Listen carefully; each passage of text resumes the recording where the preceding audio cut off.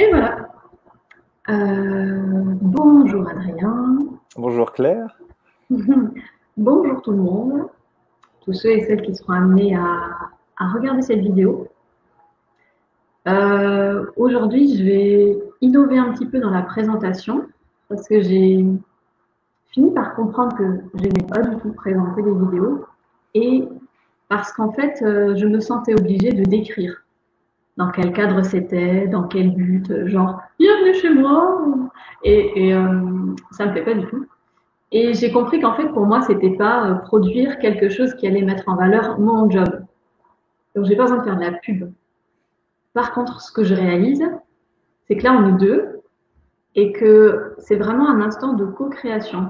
C'est-à-dire qu'il y a l'opportunité de la rencontre, mais c'est pas t'es chez moi, Adrien, et c'est moi le maître à bord. C'est il y a un thème qui nous intéresse, une rencontre, et cette vidéo, c'est le résultat de cette rencontre. Donc c'est pour ça que j'aimais pas être à l'aise, enfin j'étais pas à l'aise avec les intros parce que ça faisait pas du tout sens pour moi. Et là maintenant, j'ai envie de te dire, contente de vivre cette rencontre et d'être amenée à la partager. Voilà. Super. Du coup, est-ce que c'est à moi de continuer? Attends, je réfléchis. Alors, est-ce qu'il y a quelqu'un d'autre qui pourrait parler? euh, alors, Adrien, voilà, Adrien Fernandez, je vous présente Adrien. Je suis contente. Et euh, ouais, je suis contente de pouvoir faire cette vidéo avec toi, ça je l'ai déjà dit. Et effectivement, je te passe un peu le bâton de parole et c'est toi qui joues maintenant. Ah, super. Bon, merci. Merci Claire. Bon, pour ceux qui nous écoutent, moi, c'est la première fois que je fais ce genre d'interview. Ça me fait vraiment plaisir d'être là. C'est un peu le moment de se lancer pour parler de ce que je fais, de ce que je pratique, ce qui anime mes journées. Voilà, ce qui est vraiment ma passion. Au jour le jour. Et puis, je m'imaginais que peut-être je pouvais dire un mot sur où on s'était rencontrés, dans quel contexte. Ah, c'est drôle, j'étais en train de m'en souvenir. Oui. Alors, Claire, on se connaît depuis, je crois que c'est 2018, quelque chose comme ça. On avait fait un week-end avec Isabelle Padovani à Toulouse. Et puis Claire m'a ramené en voiture à la fin de ce week-end de 3 jours. Et puis j'ai commencé donc à lui parler de ce que je faisais comme formation en tant que thérapeute. Et je crois qu'après s'est plus trop revu pendant peut-être un an et demi, j'imagine, quelque chose comme Oui. ça. Et est-ce que je peux en dire plus du coup sur après Oui, parce que c'est ce qui a motivé mon envie de partage. Ouais, Oui. voilà. Et donc un jour, Claire me contacte en me disant ah ben t'en es où de ta formation de thérapeute? Tu m'as parlé de tout ce qui est guérison des blessures, des traumas du passé, les parties en nous, et ça m'intéresse vachement. Donc on avait échangé par téléphone, j'avais un peu expliqué ce que je faisais, et puis à l'issue de ça, tu m'avais demandé de faire quelques séances avec moi pour voir un peu ce que je faisais. Donc ça c'était je crois en novembre, décembre l'année dernière, je Ouais, sais c'est plus. ça. Ouais. C'est ça, ouais. On a fait ces séances, voilà. Et puis après, tu me dis, j'aimerais bien que tu parles de ce que, enfin, fasses découvrir cette pratique et Mm. tu puisses, voilà, si t'avais intéressé. Et donc nous voilà, nous voilà pour parler de ça. Alors peut-être si je parle de mon parcours rapidement, moi je suis ingénieur de formation, j'étais le bon élève, donc au lycée, mes professeurs, mes parents m'ont dit, il faut que tu fasses de longues études, de grandes études, et donc j'ai fait un parcours d'ingénieur. J'ai adoré mes études, et en même temps, il y avait quelque chose qui n'avait jamais été complet c'était plutôt l'acquisition de connaissances dans les études qui me plaisait bien. Mais derrière, quand j'ai commencé à travailler en tant qu'ingénieur, je faisais toujours le même schéma. Je postulais une offre d'emploi dans un grand groupe, soit EDF, Areva, Vinci. Je passais les entretiens, je décrochais le boulot, je commençais à travailler, puis au bout de 2 mois, je me rendais compte que c'était pas du tout fait pour moi.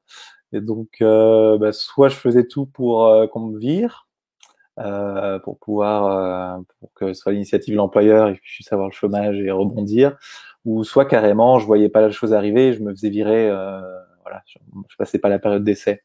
ça m'est bien arrivé 2-3 fois, je crois. Donc, en sortie d'école, avec mon diplôme en poche, je me suis dit, oula, le monde du travail, c'est quand même pas incroyable. Voilà. Et puis, en parallèle, j'ai eu un événement tragique dans ma famille, qui est la disparition de mon frère, il y a une dizaine d'années.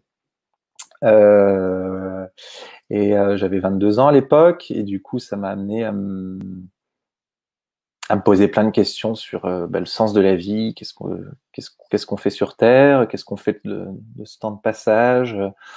Voilà, il y a eu tout aussi le côté émotionnel lié au deuil qui a été vraiment un choc et très compliqué. J'avais un diplôme en poche, les études m'avaient bien plu. J'arrivais pas du tout à trouver ma place au niveau professionnel. Je me faisais virer, je fais virer 2-3 fois.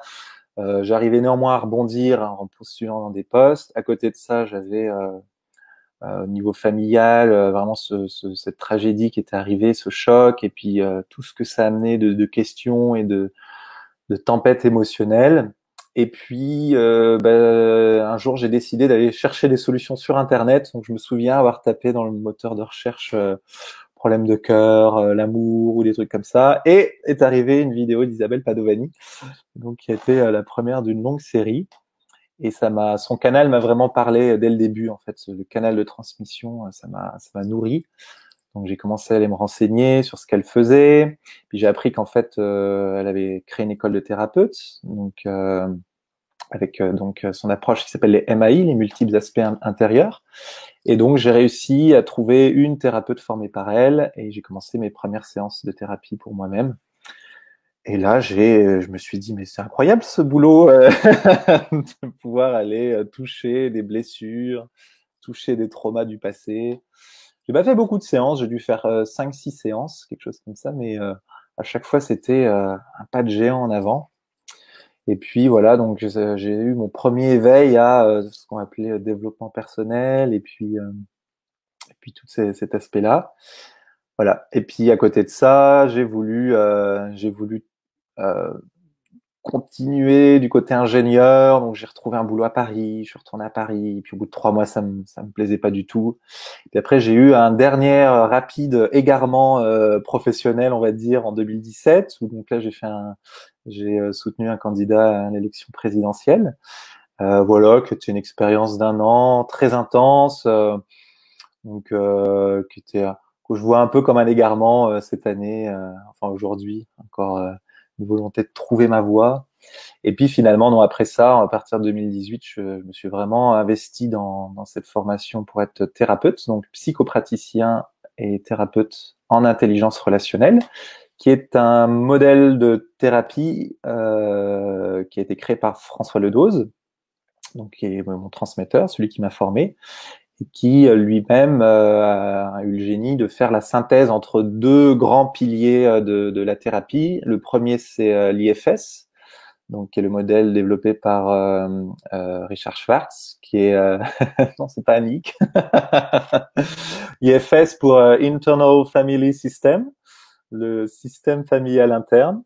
Et donc voilà, c'est un modèle qui se base sur l'environnement intérieur, notre environnement intérieur avec toutes nos parties. Donc ce que Isabelle Padovani, alors je veux pas prétendre que c'est ce qu'elle fait, parce que j'ai juste touché et je n'ai pas du tout suivi son enseignement, mais ce qu'elle appelle les MAI, les multiples aspects intérieurs, hein. Ce qu'on voit aussi en CNV, ce sont toutes nos parties. Donc voilà, l'IFS, c'est le modèle de psychothérapie développé par Richard Schwartz, qui permet d'aller rencontrer en fait toutes nos parties, qui modélise ce qui se passe entre nos parties, et surtout ce qui se passe quand on a vécu un trauma dans l'enfance. Les traumas qu'on vit dans l'enfance vont avoir un impact sur l'organisation de notre système interne, notre système mental, avec toutes nos parties, certaines parties qui vont prendre un rôle par rapport à d'autres parties. Donc voilà, ça c'est un des piliers de l'intelligence relationnelle. L'autre pilier, qui est vraiment innovant, c'est ce qu'on appelle la théorie polyvagale, développée par un Américain qui est biologiste, Porges, vers 2008, quelque chose comme ça. Et une personne qui s'est formée auprès de Porges, qui est Deborah Dana, et qui vraiment forme aujourd'hui à travers le monde cette approche qu'on appelle polyvagale, et donc qui est une approche du système nerveux, des différents états du système nerveux. Et les deux mis ensemble, donc l'IFS d'un côté, le monde des parties, plus mon système nerveux, voilà, mis ensemble, ça fait en gros ce qu'on pourrait appeler l'intelligence relationnelle, le modèle qu'a développé François Ledoz et qui est vraiment très puissant parce qu'il vient combler les lacunes du modèle IFS. Et les lacunes sont dans tout ce qui est niveau de sécurité, engagement du thérapeute, voilà, tout ce qui se passe au niveau du système nerveux. Donc je me suis formé en 2018. Oui, Claire, tu as une question? Juste, il y a plein de termes passionnants que je connais et je ne suis pas assez douée pour les mettre en bannière sans faire de faute d'orthographe. Donc, pour ceux qui vont écouter la vidéo, on listera tout ça dans la description de la vidéo, que la tête se détende en disant oui, bon, on t'écoute et on sait qu'après on va retrouver toutes les ressources. Mais là, en direct live, je vais pas être assez douée, ça va cafouiller.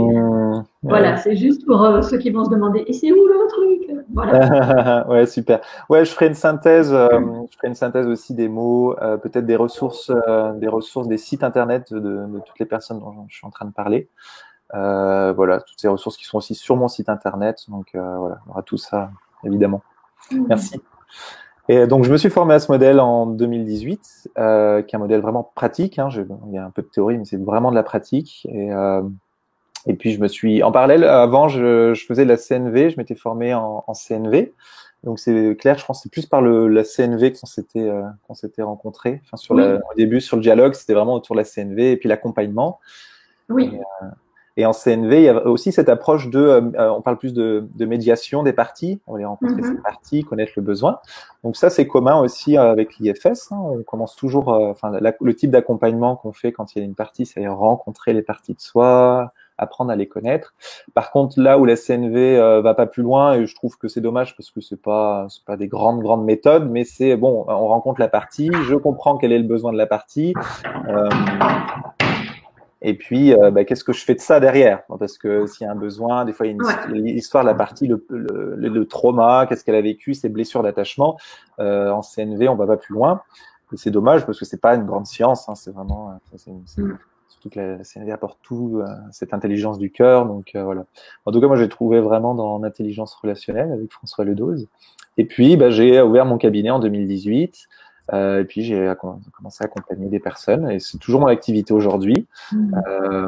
Et puis de plus en plus, c'est vraiment une passion et j'ai vraiment fermé la porte avec toute ma vie d'errement avant où je me cherchais et voilà.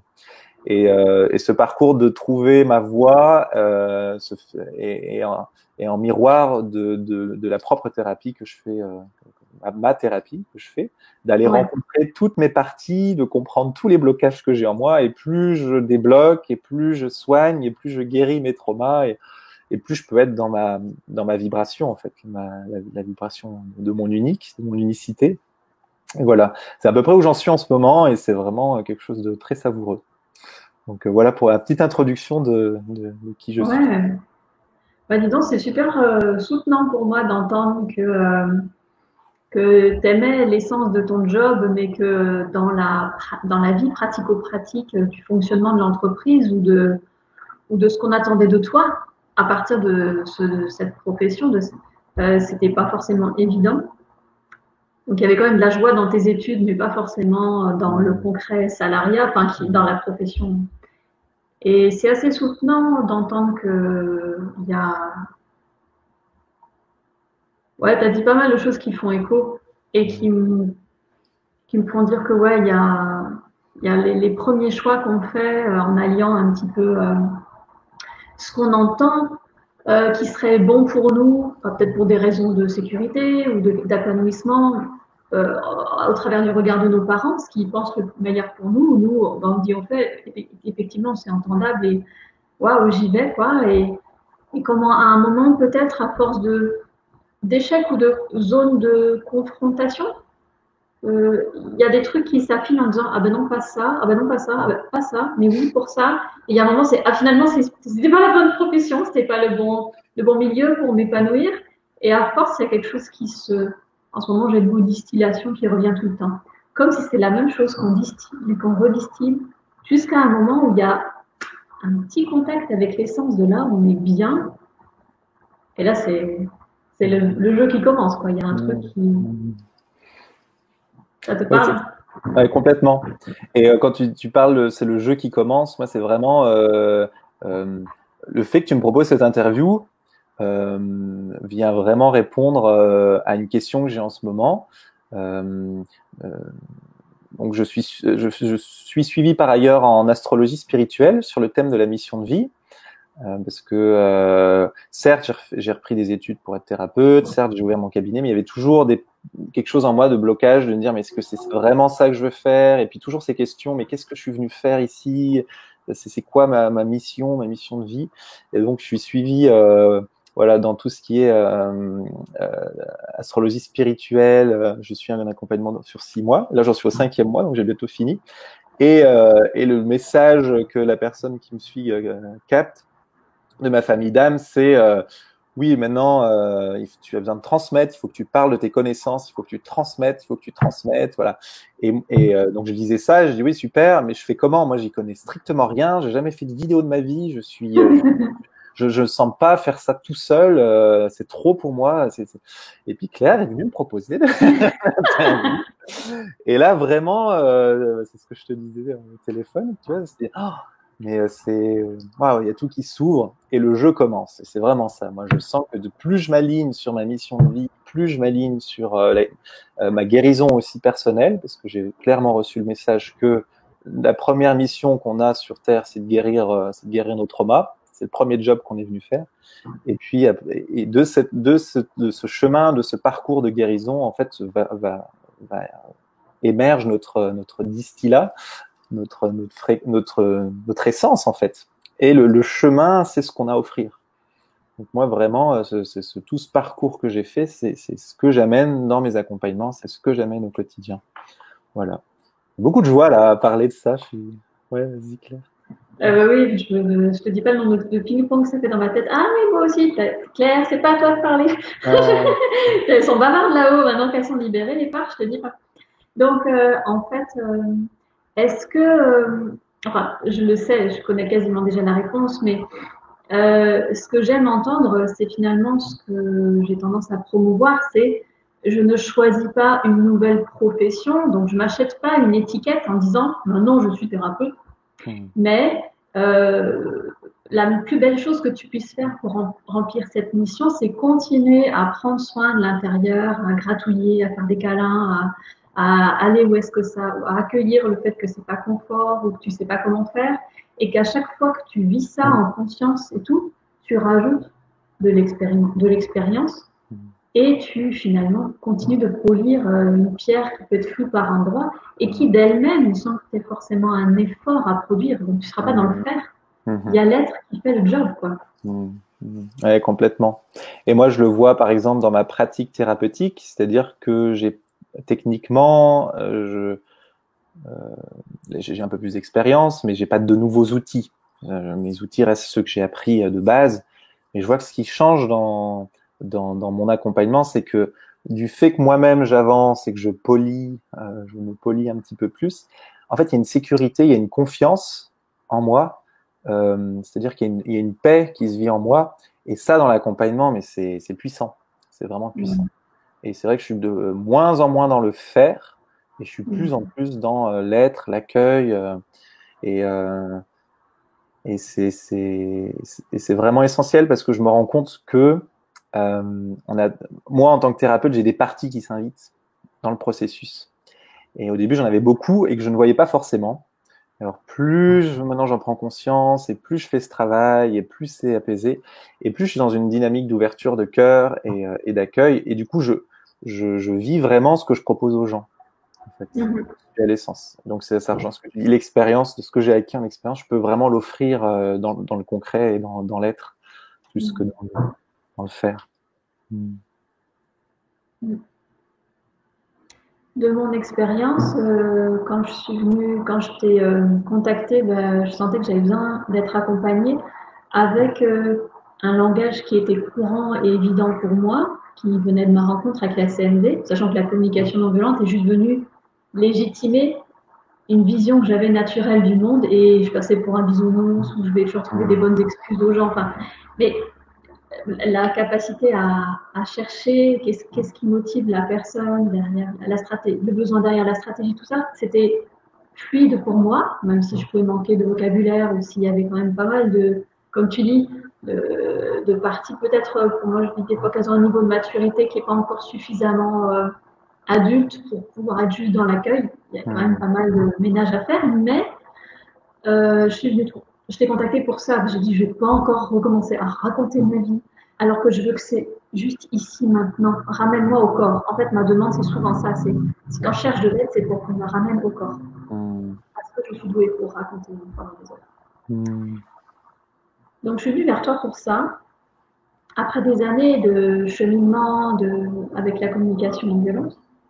Et j'ai vraiment j'ai perçu la valeur ajoutée qu'il y avait dans les autres compétences que tu nous as citées tout à l'heure, qui en fait ramenaient au corps et vraiment au réflexe lié à un trauma qui fait que, quelle que soit la conscience que j'ai sur un sujet, que je peux regarder quand tout va bien, au moment où je suis titillée là-dessus, mais ça va tellement vite et c'est autre chose qui prend le dessus et ça m'a donné beaucoup. Déjà, c'est hyper complémentaire, parce que de mon expérience, pour avoir essayé de comprendre plein de trucs, ça n'avait pas résoudre beaucoup de choses. Donc là, je vais voir, on va vraiment pouvoir m'aider dans le concret et ce sera efficace sur la durée. Et il y a aussi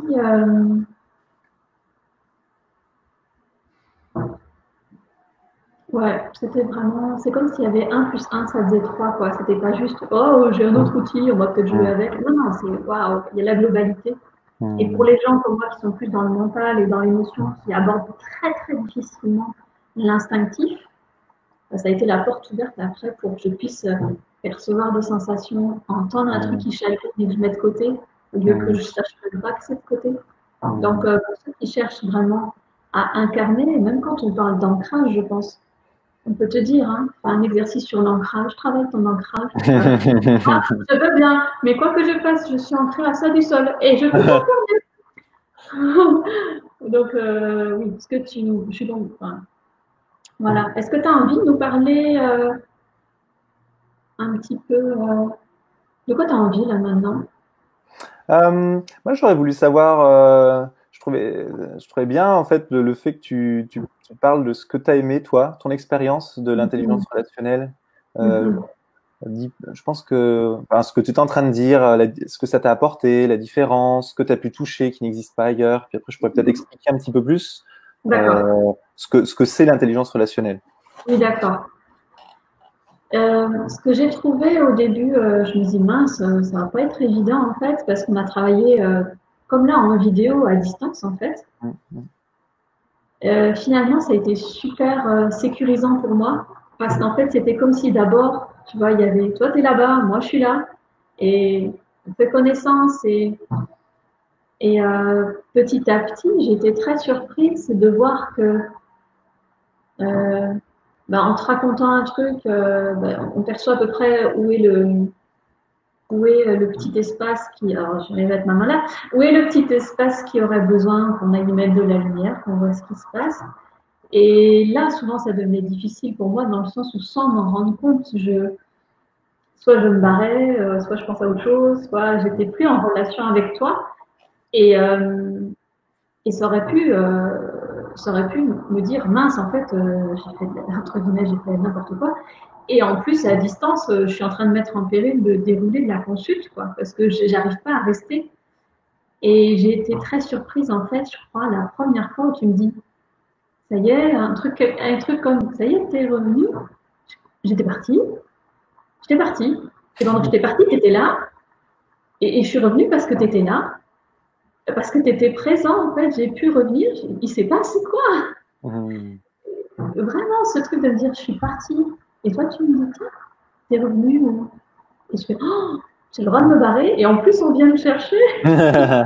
Enfin, on me permet de revenir au monde, quoi. Et c'était un bon cadeau. Ouais. Et du coup, à chaque fois que ça puisse se présenter, parce qu'on a dû travailler 3 ou 4 fois ensemble, je pense. Ouais, on n'a pas fait beaucoup de séances. C'était vraiment. Non. Je m'autorisais à sentir que je me barrais parce que je savais que je me barrais pas vraiment, quoi. Tu vois, j'étais pas seule et que c'était le bon espace pour vivre de façon authentique ce qui se passait sans que je te raconte des cracks. Donc, c'était une très bonne expérience. Et puis, pour les conséquences positives, les effets secondaires positifs des séances qu'on a fait ensemble, je passerai les détails, mais ça a été hyper. Tout ce qui s'est passé ensuite est arrivé très vite, mais de façon très juste et pertinente. Et waouh, quoi. Ouais, super. Merci. Ouais. Moi, je me souviens, il y avait vraiment cette demande ou ce besoin de ramener au corps et que propose l'intelligence relationnelle. Quand on dit au corps, ça peut être les sensations, les émotions et surtout la notion de sécurité, insécurité qu'on développe beaucoup avec la théorie polyvagale et qui est une excellente boussole en fait pour se repérer de qu'est-ce qui se passe en moi plutôt que d'avoir une fuite intellectuelle dans le contenu qui consiste à dire ah mais il m'a dit ça mais alors voilà. Et moi je pense que c'est n'importe quoi et rester un peu dans ce brouillard dans ce nuage mental. C'est une technique qui permet tout de suite de revenir au corps. Ok, quand tu dis ça, qu'est-ce qui se passe en toi? Est-ce qu'il y a de l'émotion? Est-ce qu'il y a de l'énervement? Est-ce que c'est de la colère? Ton niveau d'énergie, il est comment? Est-ce que c'est une énergie haute ou est-ce que c'est une énergie basse? Et puis en déduire que donc je suis dans tel niveau de mon état nerveux, donc les différents états du système nerveux. Je suis dans tel état, et donc je sais où je suis. Et donc si je suis là, je sais qu'il faut que je fasse ça et ça pour en sortir. Il y a quelque chose de très méthodique et qui a des fois, quand on n'a pas l'habitude, on se dit c'est pas que ça. Et si, en fait, c'est que ça. Et c'est ça qui fait la puissance du mouvement. Est-ce que tu voudrais rebondir là-dessus parce que Oui, parce que quand je t'entends, ça me ramène à quelque chose qui va très très bien à des gens comme moi qui ont le cerveau qui part dans tous les sens, c'est le mot simplicité. Le temps de comprendre qu'il y a un corps. Et de se dire, ok, et je fais quoi maintenant? J'ai un corps. Bon, faut que je mange, faut que je dors, faut que je respire, faut que... Ok.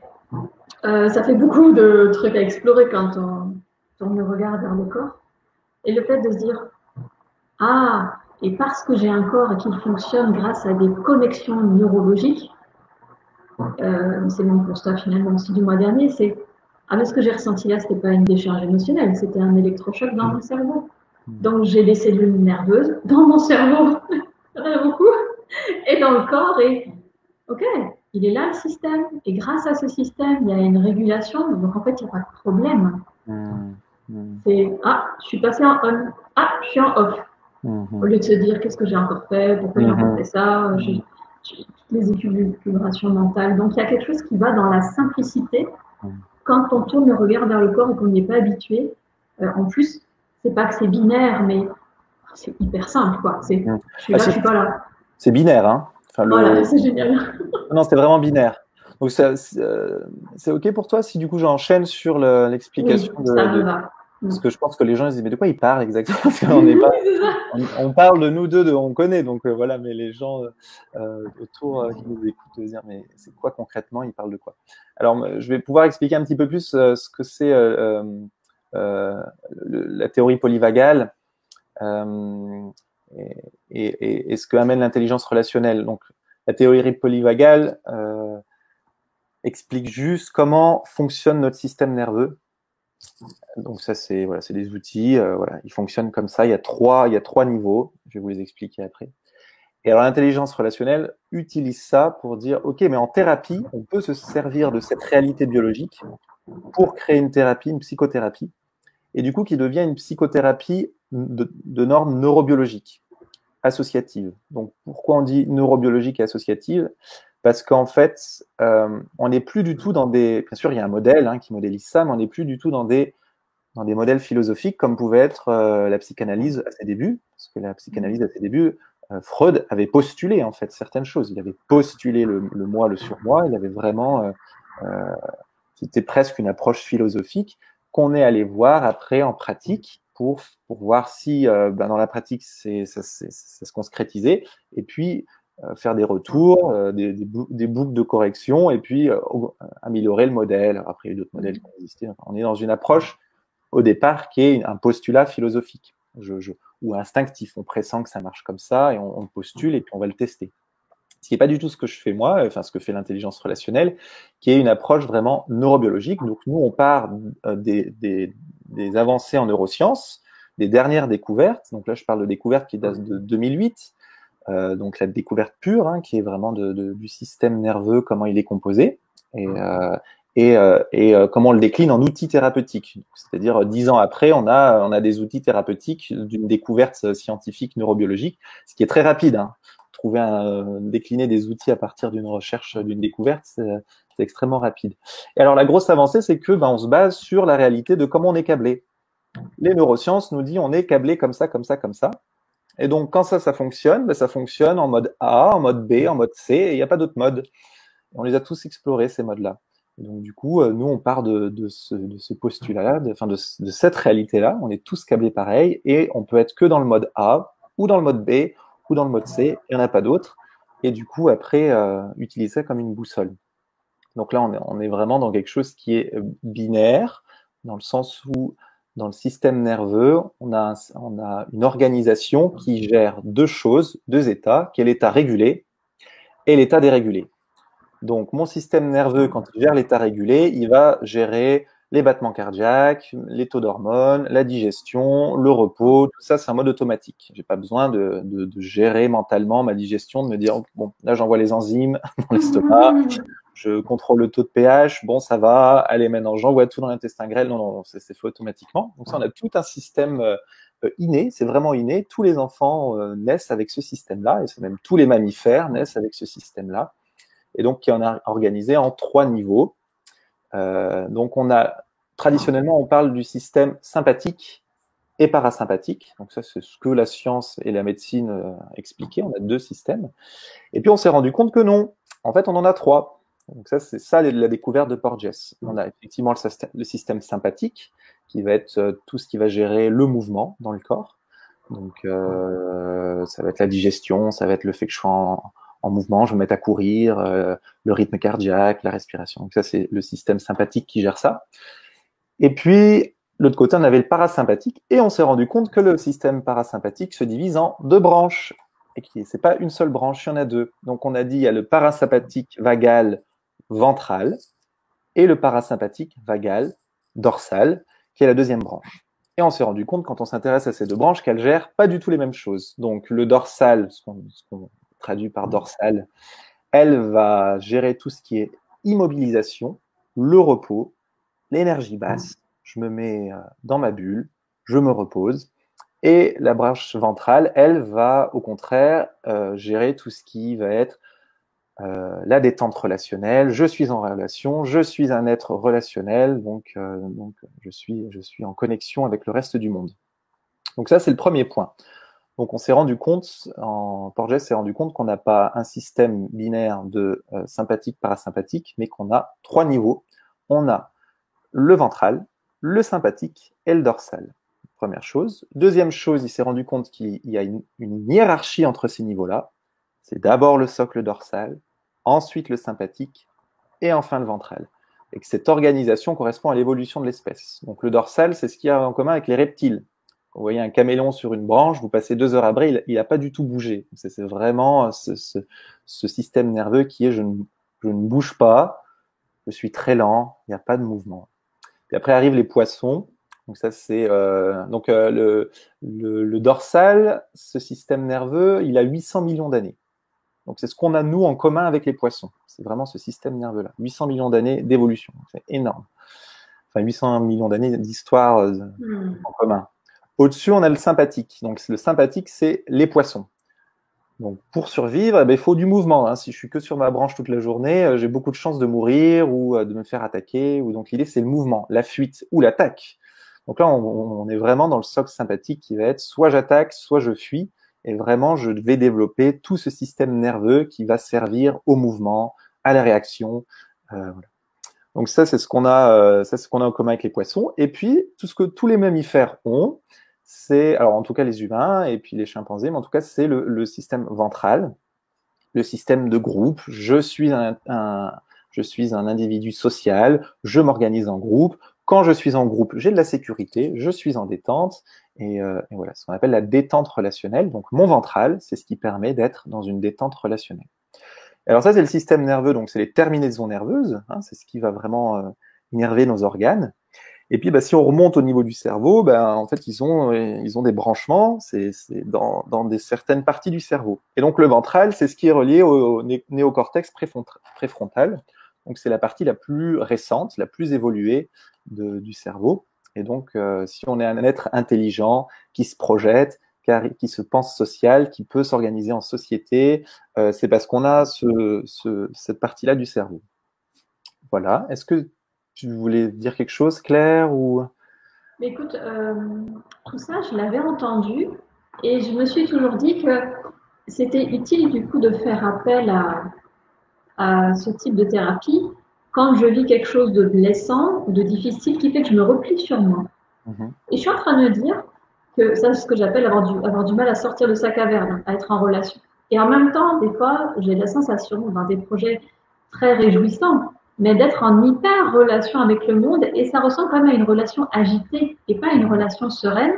Et je me dis, j'ai un dossier pour la prochaine. J'aimerais réussir à être en relation sans vivre l'agitation. C'est-à-dire pouvoir dire, je suis avec vous, je suis en présence d'un projet, sans que ça arrive aussi vers cette frénésie spastique que je peux retrouver aussi dans le je me barre ou j'attaque et en situation inconfortable. Donc je suis en train de me rendre compte que c'est utile pour plein de situations et pas ce forcément pourquoi je te fais appel en me disant quand on me dit ça, quand j'entends ça, je me referme et je suis pas bien. Mais peut-être aussi c'est j'adore, je suis un être relationnel, j'adore ça, mais je perds des pourcentages de batterie quand je le fais de façon excessive. Comment apprendre à revenir aussi? C'est une danse en fait. Oui, c'est tout à fait ça. Et ça permet de reboucler avec ce que je disais au début, ce que j'avais dit. Oui, en fait, on a un système nerveux qui a deux modes. C'est pour ça que quand je parlais que c'est binaire, oui, c'est binaire, c'est binaire. Donc, quand il est régulé et quand il est dérégulé. Donc, là, ce que tu peut-être amènes, c'est peut-être une dérégulation du système nerveux. Et quand il est régulé, en tout cas, il fonctionne comme je vous l'ai dit. Régulé, c'est je me repose, ou je suis en mouvement, ou alors je suis un être social en interaction. C'est les trois modes de notre système nerveux, c'est quand il est régulé. Quand il est dérégulé, ces mêmes systèmes nerveux gèrent d'autres fonctions complètement. Ça, c'est aussi les avancées de Porges qui s'est dit, mais ils ont deux fonctions quand ils sont régulés, puis quand ils sont dérégulés. Et quand il est dérégulé, c'est ce système nerveux autonome, qu'est-ce qu'il gère? Eh bien, il gère mon rapport au danger. En fait, c'est un peu le système d'alarme de la maison. À la fois, on peut voir si on fait l'image de la maison, le parallèle avec la maison, quand tout va bien, qu'il n'y a pas de voleurs et qu'il n'y a pas d'incendie et qu'il n'y a pas d'inondation, alors j'ai un système qui gère la fermeture des volets, j'ai un système qui gère le Wi-Fi pour appeler le monde, et puis j'ai un système qui gère la chambre avec la luminosité. Voilà. Donc ça, c'est le système de base. Et en même temps, c'est le même système qui va gérer le fait qu'il y a un voleur qui rentre, le fait qu'il y a une inondation dans la maison, enfin voilà, qui va gérer tous les dangers. Alors ça, c'est assez nouveau. On se dit, mais on n'a pas d'organe. Aujourd'hui, on n'a pas d'organe identifié pour mesurer ce sens-là, qui est celui du danger, de l'insécurité. Et pourtant, moi, en formation ou dans le cabinet, quand je demande à la personne comment tu te sens, est-ce que tu te sens en sécurité ou en insécurité, elle est capable de répondre systématiquement à la question. C'est-à-dire qu'en permanence, ce système nerveux-là évalue si moi, individu, dans cet environnement qui peut être hostile ou pas, je suis en sécurité ou je suis en danger. Et donc là, c'est vraiment l'approche très intéressante, c'est la boussole de la thérapie, c'est-à-dire on va passer au crible toutes les situations que la personne vient vivre ou m'amène à travailler en séance au travers de la lecture polyvagale. Et donc comment ça se passe? Quand je suis régulé, je suis dans mon ventral, à dominante, donc je suis plutôt détendu et en relation. Cela dit, si je vais danser avec les copains le samedi soir et que c'est la teuf, là je suis dans mon sympathique, il y a du mouvement, mais je suis régulé, il y a de la joie, voilà, je suis pas en stress. Et puis c'est le soir, j'en peux plus, je suis fatigué, je vais dormir, j'ai aucun problème à m'endormir, et là je tombe dans le dorsal, donc c'est le dorsal qui prend le dessus. Et ça c'est dans le cas régulé. Maintenant on passe dans le cas dérégulé. Je suis dans la rue, et je traverse la route, je suis bien avec moi-même, on va dire, je suis dans mon ventral. Je traverse la route, et qu'est-ce qui se passe à ce moment-là? Il y a un autobus qui m'arrive dessus que je n'avais pas vu. Et donc là, ce que fait mon système, il va débrancher le néocortex, il va laisser de côté le système parasympathique vagal ventral parce qu'il est trop lent et parce que c'est pas le moment de philosopher pour savoir si la vitesse du bus qui m'arrive dessus va me percuter à quelle seconde. On n'est pas là-dedans, on est dans de l'action. Donc, je vire le ventral et hop, je tombe dans le sympathique, qui est en mode dérégulé, en mode danger. Et le sympathique, c'est ce qui va mesurer si je suis en danger de fuite ou en attaque. Est-ce qu'il faut que je me mette à courir ou est-ce qu'il faut que j'attaque? Donc, dans ce cas-là, dans le cas du bus, en fait, je vais plutôt fuir. Voilà. Si je suis dans la savane et qu'il y a un lion qui me court après, je vais aussi plutôt fuir. Par contre, si je me fais piquer par une fourmi, là, je vais peut-être plutôt écraser la fourmi. Donc là, je vais plutôt être en mode attaque. Donc voilà, c'est ce système-là, le sympathique, qui est très très bon pour ça. Il marche très rapidement. Il est beaucoup plus rapide que le néocortex, qui est l'organe qui est associatif, qui marche très bien. Hein, c'est ce qui fait, c'est sa fonction, mais qui est très lent. Et donc voilà, je vais être dans ce cas-là. Et puis, si le danger, l'insécurité est trop forte, et à ce moment-là, je descends dans le dernier étage du système nerveux, qui est le système parasympathique vagal dorsal. Et donc là, je fais le mort. Donc j'ai plus d'énergie, je tombe par terre et je fais le mort en espérant une seule chose, c'est que le danger s'éloigne. Donc c'est exactement comme ça qu'on fonctionne. Donc ça, c'était vrai il y a autant la préhistoire, hein, il y a un mammouth qui me court dessus et je vois que je peux pas l'attaquer, je peux pas fuir, donc il y a le système dorsal qui va prendre le dessus.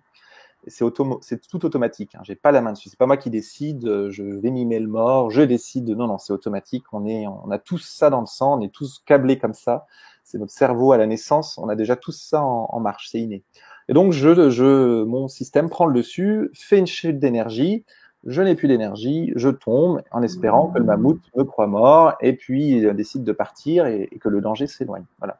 C'est les seules stratégies que les millions d'années d'évolution a mis en place pour sauver l'espèce. Voilà. Sauf qu'aujourd'hui, on est dans une période moderne et que le fait qu'il y ait un mammouth qui me court dessus dans la rue, c'est très rare. Donc en fait, il y a très peu de chances que j'aille dans mon dorsal. Pour autant, mon cerveau, du fait de l'éducation, du fait de tout ce que j'ai vécu dans l'enfance, ou même des traumas transgénérationnels, va avoir un prisme de lecture des situations qui peuvent être vécues comme soit un danger de mort. Et donc, à ce moment-là, il va se comporter comme si j'étais au temps de la préhistoire, c'est-à-dire soit je suis en attaque, soit je suis en fuite, ou pire, je me mets dans mon dorsal. Alors, il y a différents niveaux dans le dorsal. Hein. Ça va être, je me dissocie, j'ai plus d'énergie, je fais un malaise, voilà. Il y a du figement, puis c'est de plus en plus graduel. J'ai eu des témoignages de personnes qui ont suivi des victimes du Bataclan, qui étaient sur place au moment des attaques du Bataclan et qui décrivaient exactement ces états-là. Alors, au Bataclan, on est vraiment dans un danger de mort réel. Hein, là, donc, soit ils arrivaient à fuir, soit ils pouvaient pas attaquer, donc soit ils avaient réussi à fuir, soit ils restaient sur place, ils ne pouvaient pas attaquer. Donc le système sympathique, il peut pas être en attaque, il peut être en fuite si j'ai le temps, si je suis proche de la porte de sortie, mais pas plus. Et si j'ai épuisé toutes les options à ce niveau-là, alors qu'est-ce qui se passait? Ces gens-là tombaient dans le dorsal et la description qu'ils faisaient, c'est je me sentais comme aspiré par le sol, je tombais dans le sol, c'est comme si je m'enfonçais littéralement dans le sol et je ne pouvais rien faire. Je ne pouvais plus bouger, je ne pouvais rien faire. Ils avaient conscience, hein. C'était pas une perte de conscience, ils étaient vraiment en conscience. Donc on a vraiment ce système-là à l'œuvre. Et on va retrouver ça en thérapie, dans d'autres comportements. Alors je sais pas si dans mon histoire, j'ai des parents violents. À chaque fois que je disais quelque chose, je m'en prenais une dans la tête. Je vais continuer à grandir avec ce système-là, je vais l'intégrer et donc, quand je vais être au travail et qu'il va y avoir du conflit dans une réunion et que les gens vont commencer à se crier dessus, moi, je vais mettre dans ma bulle, mon énergie va descendre, je ne vais plus être en interaction avec mon environnement, en fait, je vais faire le mort. C'est pas une mort réelle, hein, je vais pas tomber dans les pommes, mais c'est exactement les mêmes systèmes. Et du coup, on se sert dans la théorie polyvagale, on se sert de toutes ces réalités neurobiologiques, on est tous câblés comme ça, on a tous ça en commun, tous les mammifères ont ça en commun, et on va le mettre en pratique en thérapie. C'est-à-dire que la personne vient avec sa situation et va lui dire « Ok, quand tu me dis que tu vis cette situation, tu dirais que tu es dans quel état du système nerveux? Est-ce que tu es dans le ventral? Est-ce que tu es détendu en relation avec moi? Est-ce que tu es dans le sympathique? Du coup, est-ce qu'il y a du mouvement? Est-ce qu'il y a du stress? Est-ce qu'il y a de l'émotion? Est-ce que c'est quelque chose qui est en mouvement dans toi? Ou est-ce qu'au contraire, il y a une énergie qui descend et tu te sens qu'il n'y a plus d'énergie, tu te mets en retrait, tu te coupes. Voilà. Donc ça, c'est la grille de lecture. On va traduire la situation de la personne à travers la réalité neurobiologique, ce qui se passe dans ton système, qu'est-ce qui se passe dans ton corps. Et puis après, on va faire quelque chose de thérapeutique, c'est-à-dire qu'on va, si la personne est dans le dorsal, vu que c'est hiérarchique, on va essayer d'abord de la ramener dans le sympathique, puis après on va la ramener dans le ventral. Si la personne est dans le sympathique, on va essayer de la ramener dans le ventral. Alors comment on fait ça? C'est très simple. Si je suis dans mon dorsal, que je vois que je suis dans mon dorsal, il faut que j'aille dans le mouvement du dessus, c'est-à-dire dans le système, de l'état du système nerveux du dessus, qui est le sympathique, qui est le système de la mobilisation. Je suis dans le mouvement. Là, je suis dans l'immobilisation, j'ai pas d'énergie. Donc l'idée, c'est que je trouve un mouvement. Parce que si je me mets en mouvement, ça veut dire que je suis dans le sympathique. Je ne peux pas être en mouvement dans le dorsal. C'est pas possible. Donc le fait de me mettre en mouvement, ça va fou. Je vais changer mon état du système nerveux. Je vais passer dans le système du dessus. Donc le mouvement, ça va être quoi dans la relation thérapeutique? Ça va être déplacer la chaise. Ça va être le thérapeute se rapproche, le thérapeute s'éloigne. Le thérapeute me fait un reflet, ça c'est un mouvement aussi. Je vois que tu es dans tel état, comment c'est quand je le vois, je te fais un reflet. Voilà, ça va être tout ce qui va générer un mouvement. Et puis une fois que la personne est dans le sympathique, on le sait parce qu'à ce moment-là, elle est plus du tout dans le même corps. Là, il y a de l'émotion, là, il y a de la colère, là, il y a de la peur, il y a vraiment... Parce que quand on est dans le salle, on est anesthésié. À l'inverse, quand on est dans le sympathique, il y a du mouvement, il y a quelque chose. Donc là, on va lui dire, OK, maintenant tu es dans le mouvement, tu es dans le sympathique. De quoi tu aurais besoin de toi ou de moi pour te détendre? Parce que l'idée, c'est de remontrer dans le ventral. Et le ventral, c'est l'état de détente relationnelle. C'est-à-dire, je suis en relation avec les autres, avec le monde, je ne sens pas de danger et je suis détendu. Donc ça va être, qu'est-ce que je peux faire, moi, thérapeute, là, tout de suite, pour détendre ton système? Donc là, il y a vraiment de l'engagement du thérapeute. Et ça va être quoi? Ça va être le regard. Est-ce que mon regard, ça permet de détendre? Le son de ma voix? Et ça va aller plus loin. Ça veut dire, je me déplace, je prends ma chaise, je viens m'asseoir à côté de toi. Comment c'est là quand je viens m'asseoir à côté de toi? Ça peut être aussi, je te mets une main sur l'épaule parce que tu sens que tu as besoin d'une main sur l'épaule. Je te prends les mains, voilà. Ça peut aller, ou une main derrière dans le dos. Et tout ça, c'est à la demande du patient, hein, bien sûr. C'est jamais, le thérapeute peut le suggérer s'il le sent, mais c'est le patient qui demande, qui va regarder en lui. Oh, là, ce dont j'aurais besoin, ce qui m'aiderait vraiment, ce serait que tu me prennes les mains. Ok, tu veux que je te prenne les mains, je vais te prendre les mains. Et regarde, comment c'est quand il y a quelqu'un en face qui te prend les mains?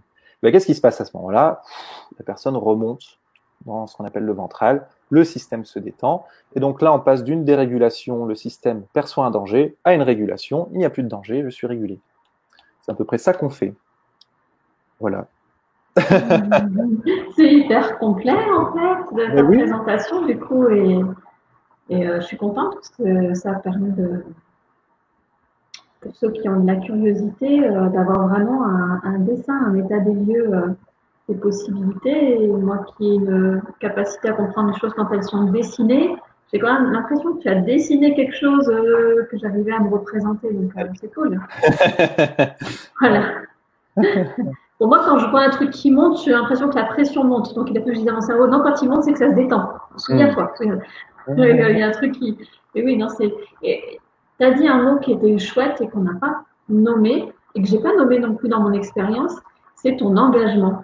C'est-à-dire qu'à un moment, tu m'as quand même nommé que c'était un engagement mutuel et que tu étais engagé avec moi. Et je dis pas que j'ai croisé des thérapeutes comme ça ou en psychanalyse, mais c'est très contrastant avec l'image qu'on peut avoir, par exemple, du psychanalyste qui te laisse sur le divan, qui dit ah, ou chez les infirmiers, on te dit il faut pas s'attacher aux gens, il faut pas si, pardon, on nous le dit, mais on n'a jamais réussi, hein. C'est pas cohérent. Mais oui, non, faut pas, comme ça vous allez vous économiser, vous travaillerez plus longtemps pour nous. Je dis oui, non, ça va pas marcher. Mais voilà, cette notion d'engagement, avec discernement, un engagement, et c'est quand même quelque chose de... Il y a quelque chose presque dans la réparation du lien, pour ceux qui ont des problématiques de lien, c'est ah, t'es là, tu t'engages, c'est-à-dire que pour toi, le job, Adrien, il sera pas super facile non plus. On est deux en mouvement et tu t'engages à la hauteur de tes moyens, de ta conscience. J'avais bien aimé cette sensation. C'est tout à fait juste ce que tu dis. Tu dis dans le milieu, à l'hôpital, on dit aux infirmières, ne vous attachez pas, ne vous attachez pas. Quand on connaît aujourd'hui les neurosciences et comment on est câblé, c'est un non-sens. On n'est pas câblé pour ça. Et ce qui corrégule, ce qui va amener de l'apaisement chez la personne, c'est le fait d'être vu par quelqu'un. C'est le fait qu'il y ait de l'empathie. Donc ça, c'est ce qu'on retrouve en CNV. Hein. L'outil de la CNV, c'est l'empathie. C'est vraiment ça qui fait, à un moment, je suis vu dans ce que je vis en face, et donc je me détends.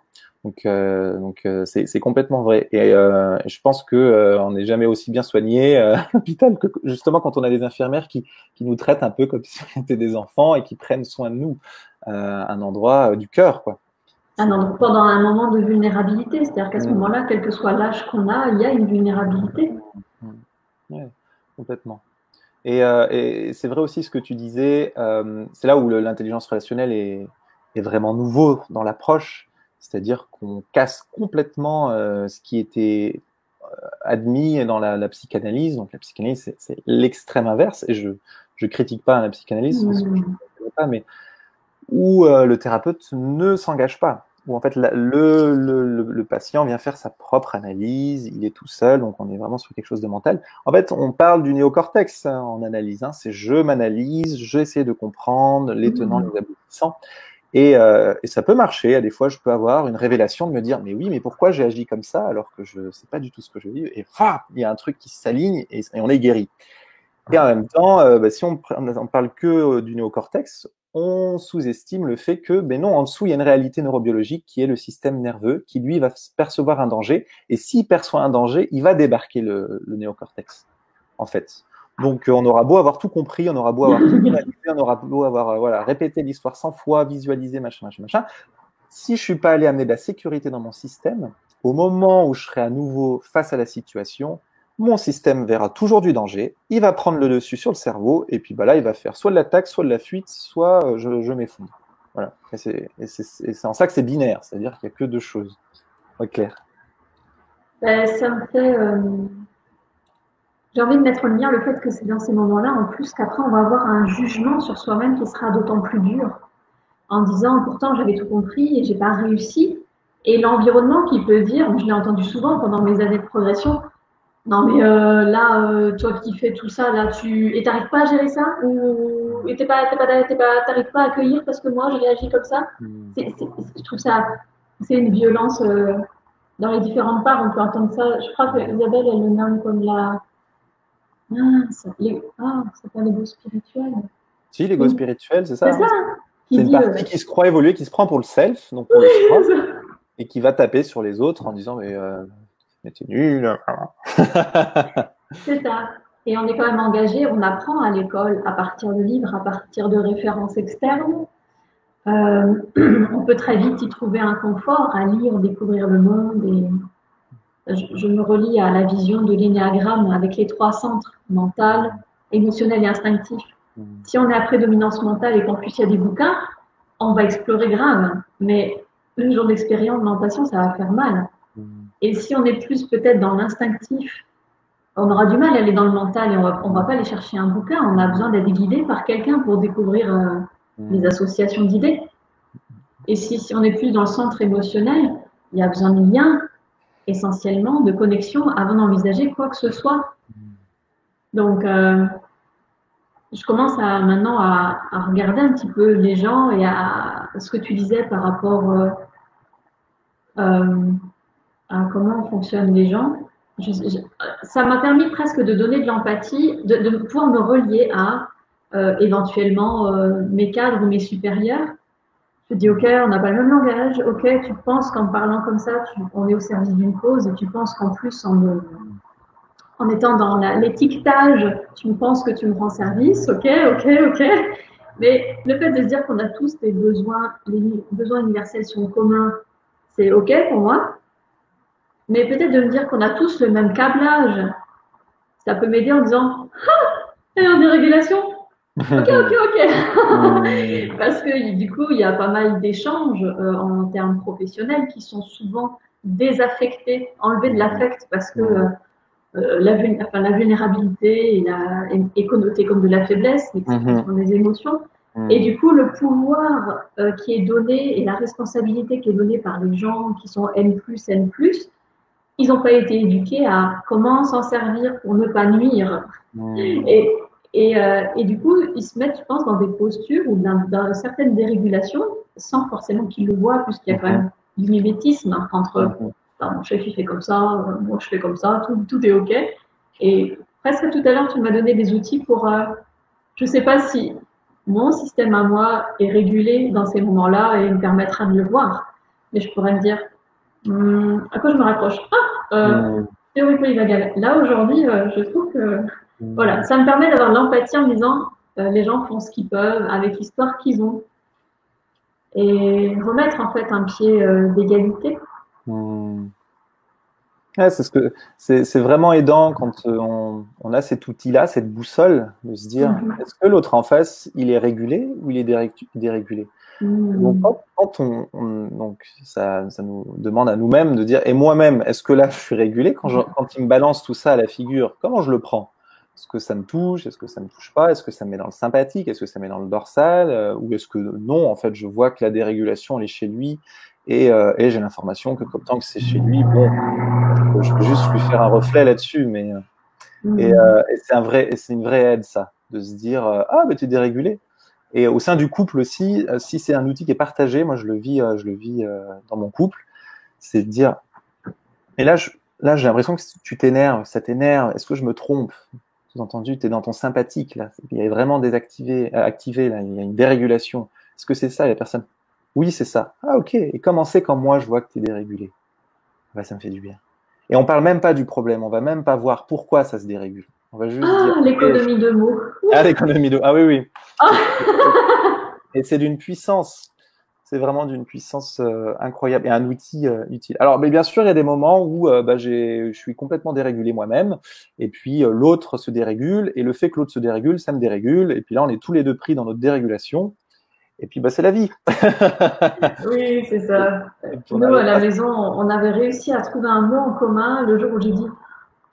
Alors moi, j'ai plus le goût là, ni l'énergie de jouer de vague à vague, donc je me barre dans l'océan. Et puis, si tu arrives à comprendre ce que je dis, t'es le bienvenu. Mais là, je me barre, quoi. Et en fait, c'est ce jour-là qu'il dit, l'océan, le truc où il se passe rien, t'es tranquille là. Il dit, j'arrive. Oui. Et depuis, on avait choisi un mot clé qu'on a très peu utilisé, mais qui s'appelle tsunami, qui identifie, qui permet de faire le reflet en disant, je crois qu'il y a un truc là qui te fait réagir, et il y a peut-être un truc, une blessure émotionnelle derrière, et donc foncièrement, il y a du bobo. Et deux, trois fois, on fait tsunami. Ouais, c'est ça. Voilà. Et c'est notre mot-clé. Et ce qui est beau, en fait, c'est que dans une relation qui nous est chère, qu'elle soit professionnelle, on ait le choix ou pas, en fait, de collaborer pour un projet, ou quand ce soit la création d'un foyer, d'une relation même fraternelle, d'une relation avec nos enfants, de à la rigueur se mettre d'accord à un moment sur un code qui a du sens en termes de compréhension des mots, identique, et qu'on se met d'accord sur des leviers. Tu vois, tout à l'heure, avant l'émission, je disais, qu'est-ce que je peux faire comme code pour te dire si jamais il y a un problème technique ou... Parce que du coup, ce code est commun et c'est... Alors là, on parle de mots, mais Jacques Salomé a fait un de ses derniers livres sur utiliser des objets pour manifester des choses. Et l'exemple, comme ça, ce sera mieux compris plus vite, c'est par exemple quand dans un couple, il y a un désir d'enfant et qui n'est pas réalisable, mais que le couple fait le choix de continuer à vivre ensemble. Et du coup, on accueille le désir d'enfant d'un des deux, et cette personne va dire, je vais utiliser tel objet que je vais poser là, dans le séjour, qui va matérialiser à jamais mon désir d'enfant, qui fait partie des choses qui se vivent en moi. J'en ai parlé, et c'est pas quelque chose que je dois oublier, mettre de côté.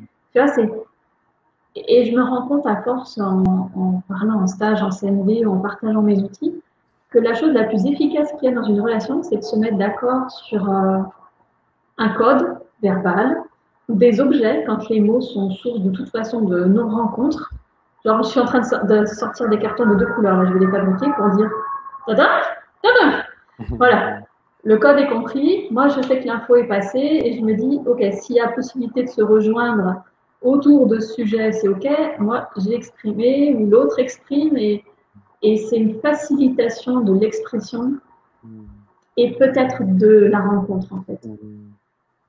Ouais, le langage commun, parler le même langage en fait, Oui. avoir les mêmes outils. Ouais, c'est vrai ça. Hum, Voilà, je sais pas, est-ce que tu aurais d'autres choses, d'autres questions, des choses qui te viendraient? non, pas de mon côté. Parce qu'en plus, tu sais, on s'était dit, bon, peut-être on fera plusieurs émissions pour aborder la technique et tout. Et j'ai l'impression que finalement, il y a quelque chose de très complet que tu nous as proposé sur les outils, sur l'aspect thérapeutique de la théorie polyvagale. Qui est juste un pilier. Hein. J'avais dit qu'il Oui. y a d'autres piliers. J'ai parlé de l'IFS, mais il y a d'autres choses. Hein. Il y a tout ce qui est les dissociations péritraumatiques, traumatiques. Il y a tout ce qui est théorie de l'attachement qui explique pourquoi mon système nerveux, 20 ans après, il croit toujours qu'il y a du danger alors qu'il n'y en a pas. C'est où l'origine de ça? Mais ça, c'est dans l'attachement. Ça, c'est ce qui s'est passé avec mes figures d'attachement. Donc, ça, c'est un autre pilier. Donc, ouais, la théorie polyvagale, c'est juste un des outils, effectivement. Ce serait intéressant, donc, quand tu as le temps, que tu crées une liste de ressources, ou si tu as peut-être un visuel en style mind mapping avec, je sais pas, un outil qui était le plus accessible pour qu'on mette un peu tout en ressources, que les gens arrivent à situer. C'est vraiment beaucoup de vocabulaire. Et non, moi, écoute, j'ai juste envie, parce que j'ai perdu un petit peu la notion de nos échanges du début de la vidéo, savoir comment tu te sens par rapport à l'envie d'avoir mis aussi l'éclairage un peu sur ton parcours, ce qui t'a amené jusque-là. Peut-être pour boucler la boucle, je trouve que ce serait joli. Ouais. Ben là, je voyais que dans mon système nerveux, pour mettre de la pratique, là, je me sens dans le ventral. Je me sens vraiment détendu, en relation avec toi. Et peut-être qu'au tout début de la vidéo, j'étais dans le sympathique, avec un peu de stress. Donc là, je vois qu'il y a vraiment quelque chose que j'adore, en fait. J'adore faire découvrir cet univers-là de la thérapie et du système nerveux et de ses connaissances. Et en fait, moi, je crois que toi, tu connais parce que tu as été en séance avec moi, mais je me dis, mais peut-être que les gens qui nous écoutent, ils ont des questions à poser, ils découvrent peut-être cet environnement-là, peut-être plein de questions, ils ont peut-être jamais entendu parler du système nerveux autonome, la théorie polyvagale, c'est nouveau pour eux. Et peut-être qu'il y aurait, je sais pas, l'élan de poser des questions live ou je vois que j'aurais vraiment beaucoup de plaisir à pouvoir répondre à des questions que les gens se posent et me dire qu'effectivement un visuel ça aurait été pas mal pour exprimer un petit peu plus, pour que les gens puissent voir de quoi je parle.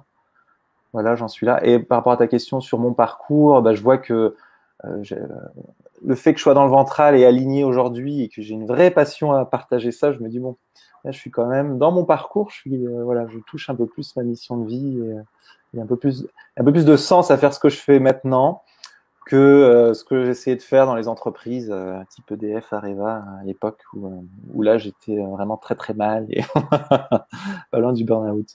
Est-ce qu'il y a un jour où tu as envisagé l'idée, fort de ton expérience dans ces entreprises, d'aller amener cet outil aux entreprises qui seraient heureuses de l'avoir comme soutien pour le mieux-être des salariés, parce que c'est cool quand même, on se sent bien dans son job, même si c'est pas son choix premier, mais et en même temps, ça permettrait peut-être de toucher du doigt le début du faire retour, du prendre soin de soi et de l'autre. Est-ce que tu as envisagé de faire ce genre de choses? En fait, c'est là où, mais merci, parce que sur mon site internet, j'ai mis à jour ma biographie, où j'ai enfin accepté de parler de tout ce que j'avais pas aimé dans ma vie et que j'avais vécu comme des échecs. Les essais que j'ai faits, je parlais tout à l'heure de la politique, ça c'est vraiment un égarement. Et puis je voulais ne plus en parler, je voulais que ça disparaisse, je voulais mettre le tapis dessus. Et puis non, en fait, je l'ai vraiment mis en disant, mais ça peut peut-être servir les gens de dire que moi, l'entreprise, ça a été l'horreur. Ça a vraiment été l'horreur. Et j'ai vraiment vu que les organisations d'entreprise, c'est le pire endroit pour faire de la détente relationnelle. C'est pas là où je vais être en détente relationnelle, c'est pas là où je vais être dans le ventral. Et la structure hiérarchique fait qu'elle s'auto-génère elle-même, en fait. Elle se remet pas en question, dit autrement. Et donc, et comment je fais le lien avec justement ce dont on vient de parler, c'est que moi, je vois en formation comment ça se passe, parce qu'en formation, on vit vraiment l'intelligence relationnelle en réel. Et en fait, c'est puissant, mais une puissance incroyable. On voit que dans toutes les interactions qu'il y a avec les gens, tout ce qui s'invite, toutes nos parties qui s'invitent, en fait, parlent de nous. intérieur, et parle de mon passé, et parle de mon prisme au travers lequel je parle. Alors si c'est un prisme qui est une teinture, est une couleur, et qui fait que je suis particulier, ça c'est bienvenu. Si par contre c'est un prisme depuis une blessure, depuis un endroit blessé, depuis un endroit traumatisé, depuis des peurs que je projette, et que mon comportement vis-à-vis de l'autre, vis-à-vis des projets découle de ça, là c'est dramatique. Le problème c'est qu'en entreprise, ils n'ont pas du tout cet outil-là. Ils ne savent pas. La dimension psychologique de la personne, de tout ce qu'elle a vécu, ils ne veulent pas en entendre parler. Ça, c'est ta vie. Tu vas voir faire des séances quand tu es en congé, si tu veux, mais ça ne doit pas exister en entreprise. Mais c'est faux, ça existe. On est tous comme ça. Et donc, amener ces outils de médiation, parce que moi, je vois vraiment comme de la médiation, c'est-à-dire s'il y a un conflit dans une réunion, de dire, OK, qu'est-ce que tu ressens quand ton collègue te dit ça? T'en es où de ton système nerveux? Est-ce que c'est OK? Est-ce qu'il y a de la tension? Et puis inversement, de dire, OK, comment c'est toi quand tu entends que chez ton collègue, il y a de la tension et il se sent en danger? Et ça permettrait vraiment de mettre en lumière que ce qui se joue, des fois, c'est vraiment des choses qui sont propres aux personnes. Et si l'entreprise veut avancer et si elle veut vraiment se développer, il faut qu'elle prenne soin des gens pour qu'ils travaillent là. Et ça va forcément venir à remettre en question un peu les interactions, remettre en question le rapport des uns par rapport aux autres et remettre en question de, OK, qu'est-ce qu'on fait de la thérapie personnelle?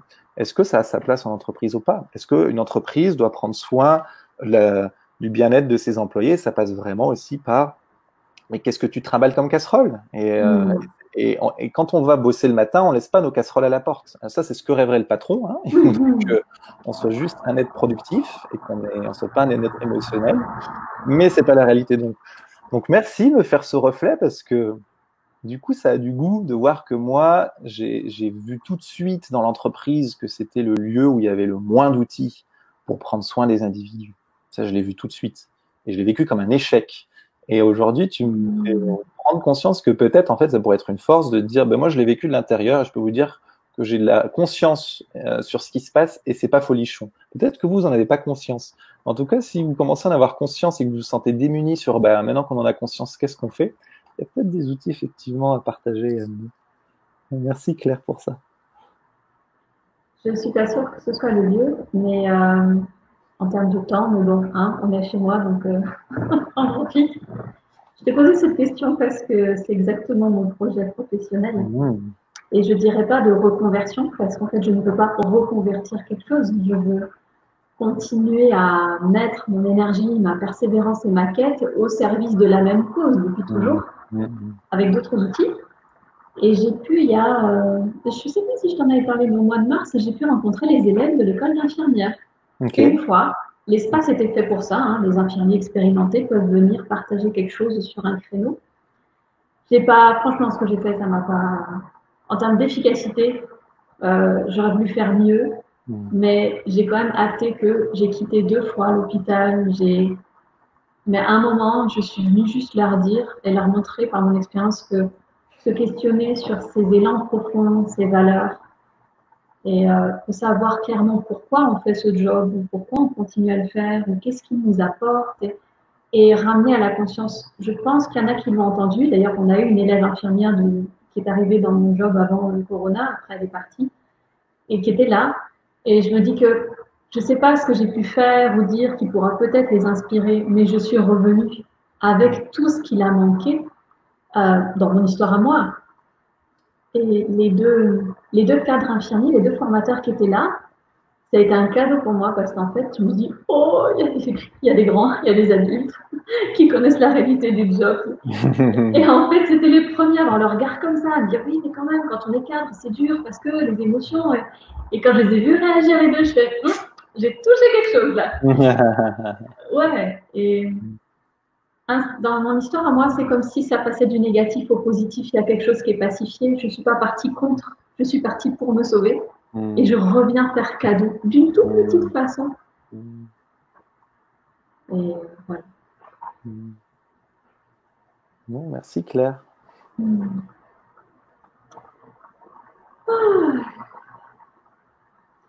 Ce que je te propose, c'est qu'à l'occasion, quand on a l'espace tous les deux, on réfléchisse comment on veut organiser l'espace de questions-réponses. Est-ce que Mhm. tous les deux, on glane les questions qui vont arriver, on les liste et on fait un exercice de réponse Mhm. enregistré? Mhm. Ou est-ce qu'on crée un événement en live et à la rigueur, juste avant, dans la description de l'événement, on pourra mettre les ressources que tu nous as partagées, quelques visuels, comme ça ceux qui veulent poser des questions, ils auront plein de trucs sous la main. Et voilà, je pense que ce serait chouette parce qu'effectivement, pour ceux que ça va toucher, il y aura des parts qui vont se mettre à la part Mhm. curieuse qui fait oh faut que tu me racontes, la part qui fait oh je vais peut-être trouver quelqu'un qui me comprend. Voilà, il y a plein de Mhm. choses à discuter.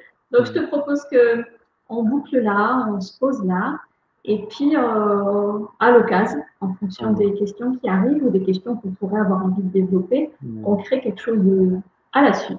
Le Mhm. retour. Ouais, bah vraiment, ouais, moi ça m'inspire beaucoup. Ton impulsion c'est vraiment un cadeau pour moi aujourd'hui. C'est vraiment ce dont j'avais besoin. Donc merci. Et puis par rapport aux questions, on peut faire les deux, hein. On peut faire un live auquel on répond aux questions qu'on nous aura adressées auparavant, et puis et répondre en plus aux questions du live. C'est Mmh. des gens qui sont en direct et qui ont des questions en plus. Mmh. Ouais, carrément. Et je suis vraiment OK pour expliquer davantage, peut-être faire quelque chose un peu plus IFS, parce qu'on n'a pas du tout parlé des parties, et qu'est-ce qui se passe dans les parties, comment elles gèrent le trauma, et comment on fait en thérapie. Parler peut-être un peu de théorie de l'attachement aussi, peut-être de transgénérationnel, qu'est-ce que je fais de mes fardeaux, de mes traumas que je n'ai pas vécu, mais qui ont des conséquences dans ma vie parce que un aïeul a vécu ça. Donc ouais, il y a ça me donne vraiment envie de continuer. Créer de la ressource précise, Mm. disponible à tout le monde quand il y a besoin. C'est même aussi économique en termes d'énergie pour nous, parce qu'une fois que ça a été nommé, posé quelque part, il y a juste à dire, tiens, bah, je t'invite à regarder ça, et après on en parle si tu veux. Mm. Il y a... Bon, bah écoute, après quand tu m'as dit impulsion, moi j'ai vu un marsupilami qui rebondissait sur sa queue. Je dis, un marsupilami qui a démarré là, et fait ouh. Mm.